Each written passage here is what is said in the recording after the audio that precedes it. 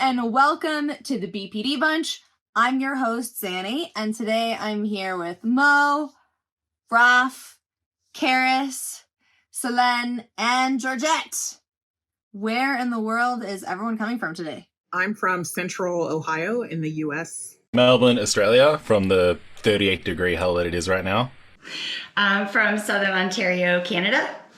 From Dubai, UAE. I'm coming from New Jersey in the USA. I'm coming from New Mexico in the USA. Today, we're going to talk about BPD episodes. If this kind of topic or BPD-related things are up your alley, please make sure to like, subscribe, and turn on your notifications so that you do not miss anything. I'm really excited for this topic because this is something that I see discussed in short form content all over social media all the time. And I'm especially excited because our resident therapist, Lena, who is not able to be on this episode, but she did film a little nugget of wisdom to share with us. So we're going to play that for you real quick and then we'll dive in.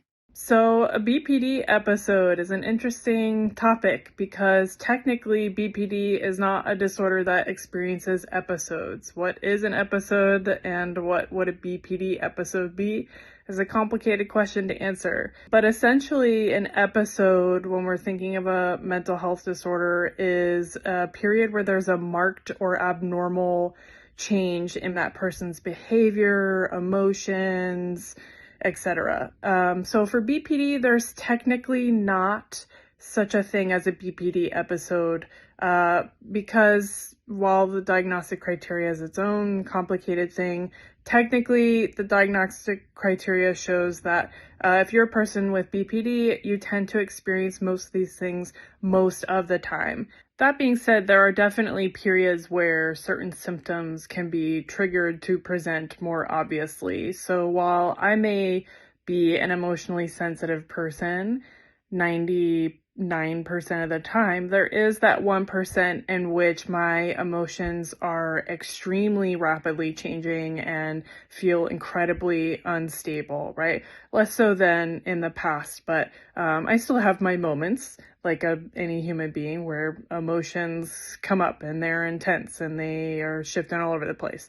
I think for most of us, when we talk about BPD episodes, is a situation in which multiple symptoms are triggered. Myself personally, I like to use the term flare-up rather than episode because I like to think of the symptoms of BPD as I would any other chronic condition. I'm a person who deals with a lot of chronic illnesses, and when those are irritated, they flare up is different from sort of like the day-to-day how I experience them. I also like to use the word flare because I differentiate it for myself. When I think about times where I've had a BPD episode, it's when I've been essentially completely non-functioning. Like when I was 20 years old, I gave up all my possessions to go like live in the woods in Alaska and was like in and out of shelters and all that stuff. Like that to me is a very distinctly different experience from what I might experience now. I think that for a lot of us, typically when we're using the word BPD episode, we're referring to like a really significantly difficult time in our lives. According to the American Psychological Association, personality disorder is defined any in a group of disorders involving pervasive patterns of perceiving, relating to, and thinking about the environment and the self that interfere with long-term functioning of the individual and are not limited to isolated episodes. And then episode is a noteworthy isolated event or series of events. An episode of an illness is an isolated occurrence which may be repeated. BPD is one of these things that is pervasive enough that, from an external perspective, maybe things are regularly chaotic enough that you wouldn't bother saying like, oh, this is an episode. But I think experientially, like Lena was saying, there are times when the intensity becomes so extreme that at least to us, or at least to me, it feels markedly different from my day-to-day. So what are the ways that you define what an episode looks like for you? What is it? How do you conceptualize what BPD episode is? I feel like Like an episode for me would be when my hormones are out of balance. Or I know for sure the last episode I had, it was when I had COVID. So like my system is compromised a lot, or like I had a miscarriage as well. And during that period of time, I was extremely dysregulated because I didn't know I was pregnant. I didn't know I was having a miscarriage. I didn't have any of that information. I just knew that everybody in my life was acting irrationally. And then I realized that it was me. And for me, I think, well, now looking back, what I've been able to notice is during an episode, I'll be living my life, existing, doing everything, looking around, being like, why is everything a mess? Like, why are all my normal, like, boundaries not in place? I won't actually notice that there's something wrong with them or that they're a sign that something has happened. Some part of my brain doesn't notice that it's something wrong, or doesn't notice that that's something that is a sign that something's going wrong, and just proceeds with whatever action that I'm doing, which is usually what's also making those things worse. It's kind of like your mind's eye being blinded to the world around you, no matter how bad it is at that point.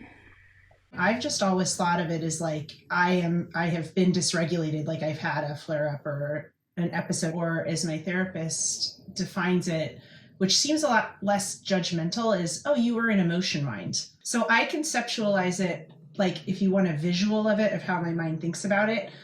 Normally I'm on an ocean in a boat, and then there will be periods of time where there is a whirlpool, and the whirlpool is going, and that's me and my emotion mind, and I end up sitting like at the bottom of the sea where everything is swirling and coming down at me, almost like the world is being sucked into this place where I am and I can't get out. So sometimes I switch back and forth between the image of me at the bottom of the sea, at the bottom of a whirlpool, or at the bottom of a black hole where there's no way out. So that's how I visually conceptualize it, like in my mind's eye. But I feel like I have just very kind of like almost time limited episodes where I'm completely dysregulated.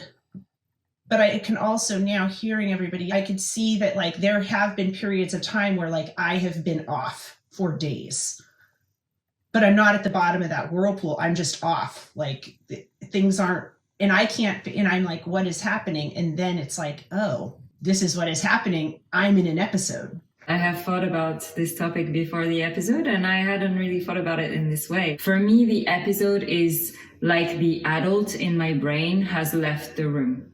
So similar to what Raf was saying, like there is no more awareness, there is no more consciousness, there's no more feeling that I have options. You know, there's a complete loss of control, intense emotions, skills breakdown. It's just like, I don't see any way out. I can still be functioning and feel happy and do all that sort of stuff, but everything around me will be crumbling down. But like, still, life is great, everything's going well, blah, blah, blah. But I'm looking at me, all my plants are dead, everything is like ruined, I haven't like taken care of myself in ages. Like, yeah, that awareness, that adult brain, gone. So basically, an episode for me when I was younger was so completely different than what I consider to be an episode now. When I was younger, I didn't even realize I was having one. And it was basically my emotions were so intense that I just couldn't take it. And so I would do all of the self-destructive things that people do with BPD when they don't know how to manage their stuff. Oh gosh. And so then I would make my life even worse. And I didn't even know how to get myself out of it. And so looking back now, I know I was having an episode where my emotions were more intense than normal. And I just fell out of control. And now I can recognize that I'm having an episode because my emotions are still intense and they still feel out of control. But I know that I am in control. I just have to, like, I guess you could say, ride the wave of the emotion.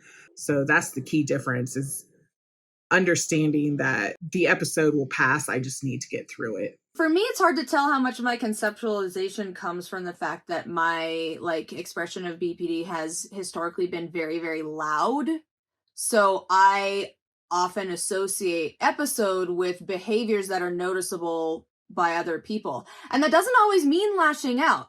Like in some instances it has been lashing out, but in others it's been like shutting down and refusing to let anyone in. But that's also an obvious behavior that people notice, right? Like they're trying to reach me. I'm like, nope, not doing this, not participating, running away. I don't really consider dysregulation a defining factor for episode because everyone is emotionally dysregulated at some point in life. I'm trying not to over pathologize my behavior. So like being emotionally dysregulated to me does not mean I'm having a BPD moment. I'm having a human moment. It's more, is it getting to the point where I'm losing control? Is it getting to the point where I am engaging in self-harm? Am I engaging in dangerous impulsive behavior? Am I engaging in behavior where I'm frantically trying to avoid abandonment in a way that's destructive to my relationships? If the answer is yes, then I consider that an episode. If the answer is no, I'm a person who's confronted with an emotion that's really intense and hard for me to manage, and having to manage that does not mean that I'm having BPD. It means I'm being a person. For me, it's similar in a way because I'm able to give myself a whole lot more grace for some of the things that I did in the past. Since I've discovered that I'm autistic, I've realized that what I would have identified as either tantrums or BPD episodes in my life, I would say like 90% of the time, those were actually autistic meltdowns. And they're in direct response to my nervous system being overloaded in some way, or to being misunderstood because of my neurodivergent communication styles. And there are so many factors now that I can look at and say, you know what, I'm not being dysregulated. I'm actually perfectly regulated for me. I can make efforts to make myself more clearly understood, but I can't control how they understand me. And if a miscommunication happens and they perceive me as being rude, well, it's unfortunate. But it's nothing for me to feel shame over. And so I've been able to give myself a lot of grace for that. So my question is for everyone or anyone who wants to answer, do you feel like BPD episodes are always interpersonal, or have you ever had episodes that were completely just you on your own? Whoa. I have definitely had a bunch that were on my own. I'm glad that you brought this up because when I was going through puberty, I was extremely attached to my childhood. I was extremely attached to being a child, and I could not stand that my body was changing. I just wanted to be a kid and do what kids do and not have to grow up into an adult. And so I was going through puberty, and my mom remembers a time that I had a full-on tantrum in my bedroom because I did not feel okay in anything that I put on. I was just like screaming and crying and clawing at my body like I just wanted to tear myself into a million pieces because I could not stand that change. So those kinds of things, but also boredom. When I got bored, I had to like stir up some chaos because at the time when I was really unstable with my identity, it was like if I wasn't intensely engaging with the world, it was like I didn't exist. And so when nothing was happening, I felt like I just had to create something chaotic. So to me, that's another form of BPD episode that people probably don't think about that much because it doesn't look on the surface as distressed, but it really comes from that place of lack of identity and feeling like unless you're doing something intense with the world, there's nothing there. I can remember during my preteen, teen years, having those kind of breakdowns that were related to, there was nothing interpersonal going on, but the similar, I went to JCPenney's and I had a party coming up for 7th grade and I could not find any clothes that I felt fit my body. And I lost it. lost it. I held it together in JCPenney's and just started crying. On the way home, I don't even remember how my mom handled it. I was weeping. I was hateful. And it all related to feelings about myself that you don't have control over what your body looks like, right? You can't just pick like, well, today my body's going to look like this and tomorrow it's okay to look like that. So it's something that you don't have immediate control over. And I just remember like, I'm glad you brought that up, because in my teenage years and younger years, yeah, it wasn't interpersonal. It was a lot related to feelings about myself and involved nobody else. Initially, I thought all my episodes were interpersonal. And then when I started unpacking it, I was like, nah, actually not. And for me, it was mainly the more depressive episodes that were not interpersonal. Like in the sense of I could spend 2 weeks just feeling so depressed and isolating myself from the world and really being in that really dark headspace and not really even knowing or being aware as to why. And definitely there was no one else like kind of around to stir anything. So it was just interesting to think about that. So thank you for sharing. What are some of the activators for your BPD episodes, whether external and internal, and what about them makes them significant for you? For me, activators are times when I feel a loss of control over my life, a sense of hopelessness, a sense of desperation, extreme anger or helplessness.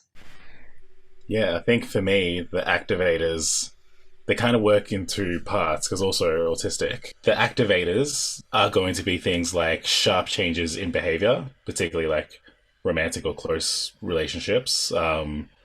Anything that kind of breaks my trust in those sorts of things, takes away like a feeling of safety.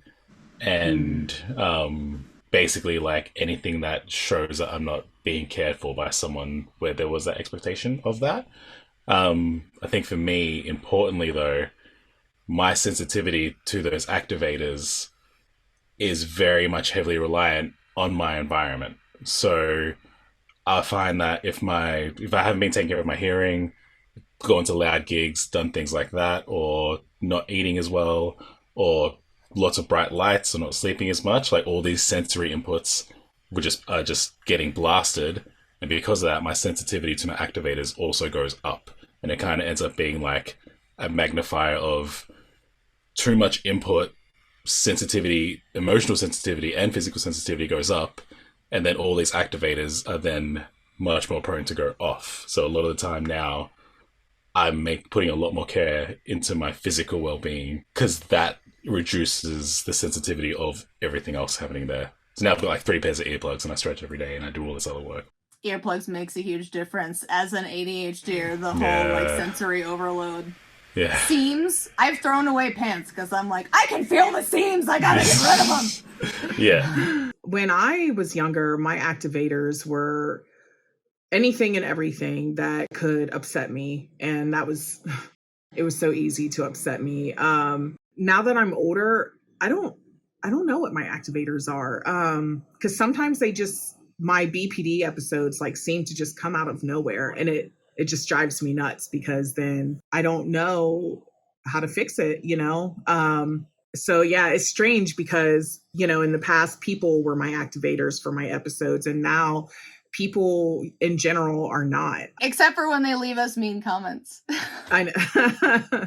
Yeah, I know. I'm just sitting here You're laughing right. because you send me messages and someone will be like, oh my gosh, this person said this mean thing. And no, I'm glad you brought that up. So you're right.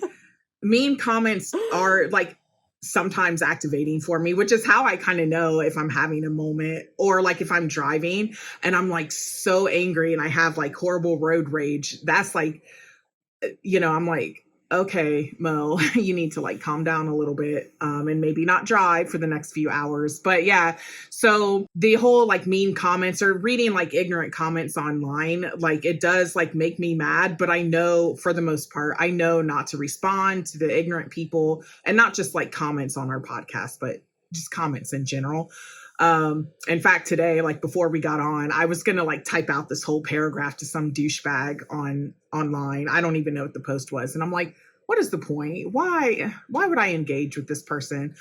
So yeah, Xannie, when I bitch to you, that's just me venting, because I would rather like do it to you or do it to Mark than like say something terrible. Oh yeah, no, I know. But yeah, thank you for calling me out on that. I love that you brought that up, Mo, because it still happens to me too. Like sometimes I'll be like feeling really low and be like I don't even know how I got here. Like, why am I feeling this way? And I've noticed that often it's like a delayed reaction. So it's when I've, put my emotions aside and try to suppress them, and then they kind of linger and eventually come back. And I might have forgotten what happened maybe a week ago or 2 weeks ago or however long ago, more than that. And then it's like, oh, now I'm in this episode, and it's having to almost like be a detective of like, what is actually happening. But a lot of the time I don't feel like doing that, because I'm like, I just want to get out of it. So it's a tricky one. In terms of activators, I can relate also to Raf, what you were saying about, the internal, like playing such an important role for me, lack of sleep. Like if I haven't slept or haven't slept well, that can really have an impact. But otherwise, generally, it will be like external things, like high levels of stress. If I feel like there's a lot of expectations, people are counting on me, and I committed and I said I would do this and I would do that, and oh my God, and if I don't do it, and that can bring on an episode. Another thing used to be that sense of justice. Like if I feel like something's unfair, like someone's getting something and, I should be getting it, or something is happening that has nothing to do with me out in the world, and I feel like this is so unfair, I can really go into like rage, anger, episodes over that. And then maybe one more thing is like, I find it hard to admit, but I'll do it with you. When I feel like I'm being told that I'm wrong, whether I'm wrong or not, whether I'm not even being told, but I kind of just feel like I'm being told, like someone is actually saying that I'm wrong, and I just really, really can't stand being wrong. And that can bring on pretty intense reactions that can last for some time, and sometimes even affect the relationship or like build resentment and stuff. So yeah, I'm really, really working on this and like owning when I'm wrong. I find it super difficult. I have that same thing. I've made a list of mine, and I think I will say that the whole like sensitivity based on like your physical state, for me, I very rarely drink alcohol because how hard it is for me to regulate my emotions in the days following drinking. Yeah. And the only actual BPD episode that I've had recently was the day after I had been drinking. So for me, the what I would say the 5 top activators are feeling criticized, feeling misunderstood, feeling unseen, feeling abandoned, and feeling bored.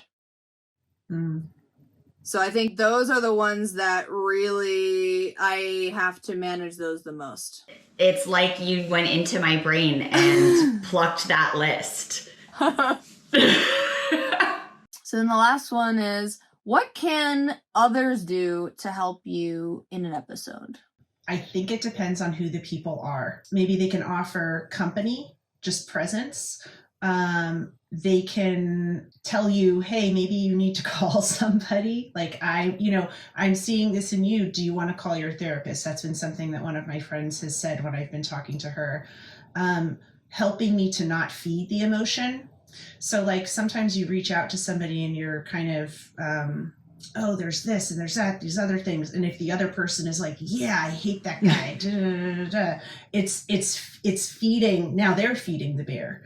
Also somebody validating my emotion, not justifying it, not trying to get logical, but like validating my emotion. Oh, you sound really upset. I'm hearing that you are really sad, validating the emotion. The caveat is it can't be anybody. It has, like if somebody's trying to help me, it has to be somebody who I feel loves me unconditionally has my best interest at heart and is going to want to talk to me the next day. If it's somebody who is kind of like going through that list and doing it, and I don't have that level of love, trust, and safety, they're just going to feed it. So that's something important. If you're seeking help, if somebody is trying to help you, recognizing those who actually can help you versus those who are going to send you down, sinking down your spiral again. I know with like Danny, my housemate, with her, sometimes her just listening and like kind of just taking everything in is a really good way for me to be able to freely sort of express and get everything out, get the thoughts out verbally. With other friends, it's literally just doing activities can really, really help. With some other friends, partners, or casual partners, whatever, it can sometimes just be reassurance. It 100% depends on the person, and I think more specifically depends on my trust in that person and my ability to believe that what they're going to say, I can then trust. It's like we have different needs from different people. If I'm at work and I'm approaching a meltdown, I have like a couple of people that I know are going to be my safe people to talk to. And those are the ones that I know are going to listen non-judgmentally and then going to validate me and reassure me. Like I'm having this existential crisis at work, and I mentioned it to one of the safe people at work, and he just like instantly within like 10 minutes sends me screenshots from homeowners about how happy they've been with my work when I come into their home, how I treat them respectfully, and it was just overwhelmingly positive. And it kind of shocked me in the best way. But I guess that's like broadly what we need from everyone. Like different types and different like methods of doing that same thing, I guess. Yeah, like listen non-judgmentally and then validate. So Mo, go. What are some of the things people can do to help you?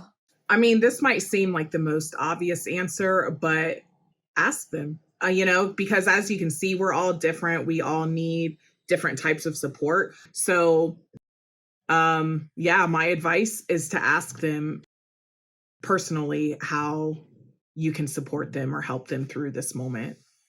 One of the things that's challenging about this is that like you can always ask, but like for me, there was a point at which I wouldn't have known the answer. Yeah. Right. And so some of it is like, what are some suggestions that people can try, like in a conversation, of course, like have a conversation with your person and be like, is this something that might be helpful to you that I might be able to provide? Right. So what are some of the things that like your closest people do? So for me, like the friends who I do go to when I'm having a moment, they know that the best way to help me is to joke around with me and like, just laugh with me and stuff. And sometimes that's hard, because when you're having a moment, you might not feel like laughing. But eventually, for me anyways, like I get to the point of I can at least like chuckle when they start joking around. And then it usually turns into laughter because it's my friends and we always laugh together. But yeah, and I was thinking about that too. Like sometimes I don't know what I need. And I just say that. I say, I don't know. And then so I go to my husband the most when I'm having a moment, obviously. And so he'll say, well, what do you need right now? Do you want to talk about it? Do you want to just chill out? And I'm like, I don't know. And so then we'll start playing card games or something. And then you go from there, That was the start of my answer as well, around asking questions. What do you need in this moment? How can I help you? Would you want to talk about it? And also questions that help me to bring the adult back in the room. So to bring my awareness back to like, hey, I'm noticing that, you're doing this, or you saying these kind of things, like, should I be concerned? Like, are you aware of it? Like these type of things like really help me. And I have to say to that, like, please don't take the response style personally. So if I'm in an episode, I might answer with anger or even dismiss like the question, like back to, oh, I don't know. I will still later on appreciate that the person asked me. So it's kind of weird, but it's like if you're able to hold that space and not take the way that I respond or what I say in that moment personally, like that really helps. In terms of like, I was thinking about physical space, and it really depends the type of episode. If I'm in a really sad episode, I need a lot of cuddles. If I'm in a really angry episode, I need a lot of space. So it was hard to answer that. But one thing that came to mind was eye level. So one of my really like big outward episodes, I was 17. I was having this massive argument with my boyfriend at the time, and it was in the street outside in my hometown, and I had an absolute meltdown, and I was on the sidewalk crying, like laying on the sidewalk, and he just walked off. Not the best relationship, but hey ho. Anyway, we were kids. Point is, come to eye level. If I'm like melting onto the floor, like it really helps me if the person is not looking at me from above, because that makes me feel like judged, even though you're not being judgmental. Like I just, the kind of distance. So if you're able to sit with me or something like that, like if I'm sitting on a chair or if I'm falling to the floor, it really helps to kind of come to the same physical level as me. Calming words, again, depends on the situation, depends on the person, but things like that really help me personally is things like, I got you, I'm here for you, I care about you, we'll get through this. Like the we, it's like, oh, I feel like you're in here with me, like you get what's going on.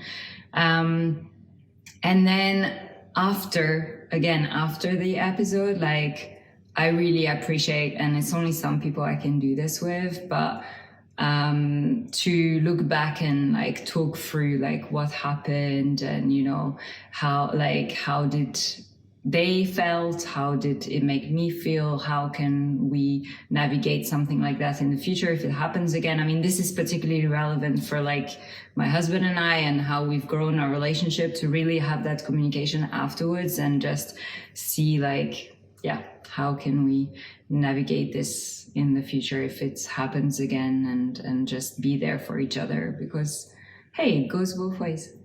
Well, that context thing is really important, and this is hard to like want to admit, but I've really thrown a lot of tantrums at people in the past when I felt like they weren't hearing me. And so like if I'm having an episode about something that is not related to the person in front of me, especially like sadness, then cuddles and hugs and all of that is great. And even if I am expressing, you know, my fears of abandonment with that person, the hugs and loves, and like my husband will often say, you know, we're okay, like I'm not going to leave you, and he gives me a hug. And there have been times where I have been especially nasty. And when that happens, for my long-term recovery, the most important thing people can do is not reinforce it. It doesn't mean get up and walk away, but like my husband has said to me things before, like, I love you, I'm not going to leave you, and you cannot talk to me like this. You cannot say these kinds of mean things. Like it's damaging to our relationship. And he's like, I am happy to give you a hug and hold you if that's what you want. I'm just not going to do it while you're telling me that I'm the scum of the earth. Xannie, how does that make you feel though? Like, do you get defensive, embarrassed, or do you accept it? I've never loved that. And I've thrown tantrums back, but I recognize that when I yell at people and like sort of beat them into showing me love, they're not really loving me. Even though in that moment, maybe I'm getting what I feel like I need, I am ultimately suffocating the relationship, and they will leave eventually, because nobody can handle that forever. And having that realization and wanting to have a long-term relationship with him, I told him relatively early in our relationship that if it felt like I was trying to bully him into behaving a certain way, that it was important for him to let me know that I was crossing a line lovingly and kindly. You know, like he repeats that he loves me and that he's not going anywhere. And he's not gonna, you know, put up with me verbally abusing him. Like, I am not going to put up with this. I deserve respect. I love that, Carys, because it's such a positive way of phrasing it rather than I don't want that. It's like, I deserve respect. I wrote down a lot of things that people can do to help me, and things that people have done to help me in the past. So first of all, help me identify what's wrong, because sometimes I don't know. One of my autistic traits is that I have a hard time recognizing like when I'm actually hungry or when I'm tired, or like figuring out which one of my meters it is that I need to bring up. So that's like a big one. It's okay to remind me like, hey, you're sick. You might be overreacting a little bit. Obviously that's coming from somebody that I trust. Also, like, reassure me and help me get somewhere safe, because if I feel like a meltdown is coming on, it's either going to happen externally, meaning it's going to be like loud, I have to like cry or scream or something, or in order for like it to happen, it's going to happen inside, which means that it's going to be a lot of like negative self-talk. I'm going to like internalize a lot of that emotions like on myself. So it's a lot healthier for me to be able to get that energy out. So help me find a safe place where I'm able to have a little meltdown, whether it's just like letting me cry or like hug it out or something. And sometimes I need space. So like it just, but always, I'm going to need patience, reassurance, and to be away from like a big group of people. Yeah, I think that you're like absolutely right. Having the support of other people is really, really helpful. I think it's also important to like find ways to be that person for ourselves as well. I don't know about you all, but I have a very mean inner critic. And so one thing that I like try to do and find helpful is to have little sentences that I will like tell myself to get through these type of moments. And one of them is we can do hard things. So I'll just repeat it to myself in my head. We can do hard things. We can do hard things. We can do hard things. My partner and I have been saying that to each other. My BPD bestie and I, we say that all the time. Like, really? Yeah, we can do hard things. We can do hard things. We have done hard things. We're doing hard things. We're doing hard things. We will do hard things. All the tenses. Just cover all the bases. We got it all. Love that. That's really nice. Thank you, everyone, so much for watching. I hope that you got a nugget of wisdom to take with you on your journey. We'll be back on Friday with how to survive a BPD episode. And next week, we'll be back on Wednesday with a brand new episode topic. Make sure to like, subscribe, and turn on your notifications so you do not miss a single episode. And we will see you next time. Bye! Bye.